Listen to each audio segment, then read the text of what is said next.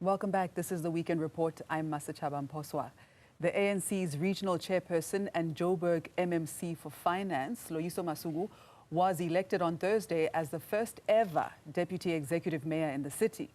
The establishment of the role was introduced through a council motion following a previous recommendation to the municipality by provincial CoJ a few years back. Now, Masuku was elected unopposed on the day of the vote of no confidence was set to be tabled against Mayor Dada Morero, which was then deferred to a special sitting.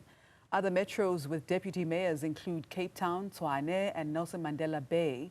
But why is the largest municipality by population in South Africa only appointing a deputy mayor now? Let's unpack this with political analyst Dr Levy Ndou. Good morning, Doctor. Thank you so much for your time. I mean, let's just jump straight into it. Johannesburg has never had a deputy mayor before. Why now in 2026? What fundamentally changed?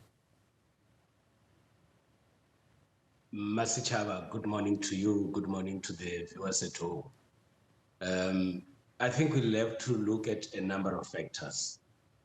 The first factor being that maybe in the city of Johannesburg, they could have felt that it would not be necessary to fill the position of the deputy mayor, and that is why it took time for them to do so.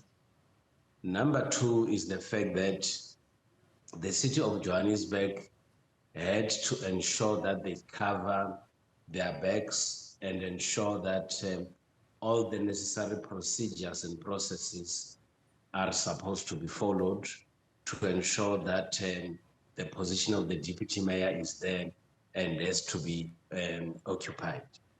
But what one would also try to dip into would be the fact that Masuku has been elected as the chairperson of the ANC in the region, and the ANC could have felt that she has to be elevated to go to the mayoral environment, maybe for the purposes of planning for the future. You would recall that Dada Morero, ever since he came into the position, there has been a number of motions of no confidence against him. And maybe the ANC is trying to say if it's removed, maybe we'll also be able to get someone. Another factor that one would come to one's mind would be that now that Masuku has won the position of being the chairperson of the region, they might be thinking that if the next elections are coming, the possibilities that she could be the mayoral candidate, maybe they're giving her an opportunity to be in the office and get acclimatized to the office so that when the new administration kicks in, she'll also be able to come in. So essentially, Doctor, another factor would be that Council is also debating a motion of no confidence in the mayor. Does creating a deputy suggest that Morero is politically vulnerable? Some of the reasons why the motions of no confidence would be proposed against Morero could be that in a highly contested conference of the ANC in Johannesburg, some political parties might be sensing that there could be divisions in the ANC, and there could be some members who would not love Morero to continue and want the new mayor to come in. So that could be some of the factors. But as you know, these are not new motions, but they could also be influenced by the fact that Morero is no longer in the influential position in the ANC, and such could be an influential factor. And actually, Masuku is now both the ANC's regional chairperson for Greater Johannesburg and now the deputy mayor. So historically, the regional chair is the most powerful ANC voice in a city. So the question must be asked, why is she the number 2 and not the number 1? Well, I think what the ANC could have been looking at is the fact that Morero still had support in the ANC, specifically in the city of Johannesburg. So if you remove him, you might have a situation where some members would be unhappy, and that could clearly create deep divisions and factionalism within the party.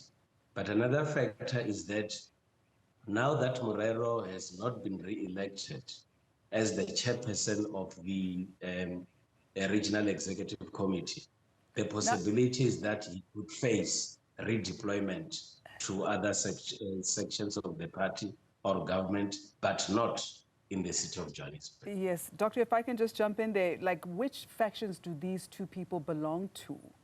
And in your opinion, which one is leading? It is difficult to tell, but what the ANC has taught us is that when they go to a highly contested elective conference, they are unable to continue and reunite and work together.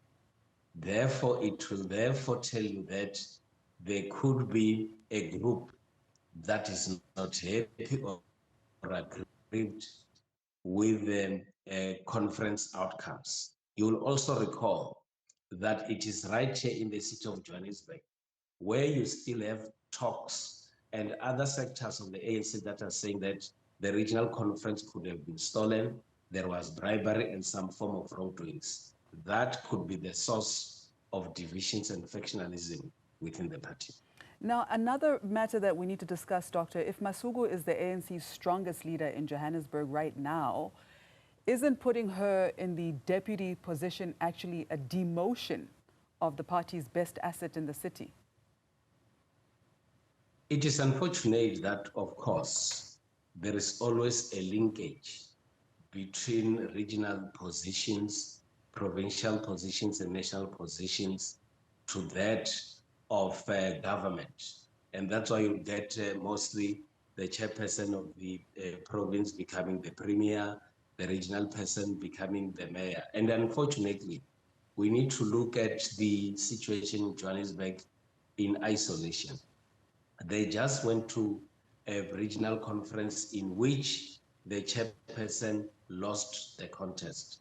But also, 2026 is the year of local government elections. So the ANC had to be very, very careful in their approach, because if they could therefore decide to remove the mayor now and replace him with another one, it has a potential to create instability within the party and continuity. On the positive side, you can look at this as part and parcel of continuity, as part and parcel of trying to bring the different groupings together and make sure that they're able to work together. That is why you have got Morero as the mayor and Masuku as the deputy mayor. Some could see that as an element of unity, but we only left with very few months towards going to the local government elections, and one would expect Masuku and his groupings, if it's there, to be as patient as possible, because in any way, there's a very, very short space of time that is left. In political science terms, Doctor, is this a dual power center model inside one metro? My sense is that with the discussions that the ANC has had in the past, they always spoke about avoiding what is referred to as the two centers of power. And of course, now if you have got the regional chairperson who is not the mayor, and the mayor who is not the regional chairperson, the best module will be to make these people to be found in the same office to be able to work together. They can be able to kill two birds with one stone. The possibility of a smooth handover if they win the elections from one mayor to the other, the handover as well at party level, because Morero is also exiting the chairpersonship of the party. That can also work best for the party. What will be required, in my view, would be the highest level of cooperation between the two and the supporters. So essentially, Doctor, local government elections being on the horizon, everything we're watching right now, the deputy mayor, the coalition management, the motion of no confidence, essentially the opening moves of the 2026 local government election campaign? Indeed. Whatever political parties, and not only the ANC, are supposed to do, they should always bear in mind that local government elections are coming. And what appears to be the strategy by the ANC is to portray an element of being sure that they are going to make it in the elections, but also trying their best to ensure that they are seen as working together, portraying or displaying a united front by the ANC at Johannesburg region, so that the support that they actually lost in the past could also be rejuvenated. And that, if they work together, could actually provide positive results for the ANC. Now, Doctor, could this become a trend across metros where unstable coalitions create deputy roles to manage political pressure? We are having deputy positions in some of the metros. But I think what is going to be the biggest test would be that politicians should always utilize these kind of positions to their advantage. And the sense that I get here is that the ANC appears to have taken this opportunity and use it to their advantage. One, this a decision that has been taken of having the deputy mayor, who is the chairperson of the ANC, has the potential to strengthen the ANC, both as a party and also in government. It also creates a stability in governance, in the sense that they will be able to coordinate government issues and align them with party mandate. So that will make a smooth running of the activities of the ANC. But also, it's also an opportunity for the two leaders to be able to have a permanent environment in which they interact with each other, which is going to work best for the governance of the city and the runnings of their political party. So before we let you go, Doctor, is Johannesburg's governance getting stronger with this appointment? Is this good governance or good politics? We still need to wait and see how things turn out in the city of Johannesburg. What becomes the biggest challenge is that you still have political parties and indeed coalition partners who appears to be aggrieved by the governance activities in the city. My view is that you need the leadership of the ANC and indeed coalition partners to be able to constantly come together and create an environment of stability and good governance in the city of Johannesburg. Maybe these many motions of no confidence could be avoided. All right, Doctor, thank you so much for your time.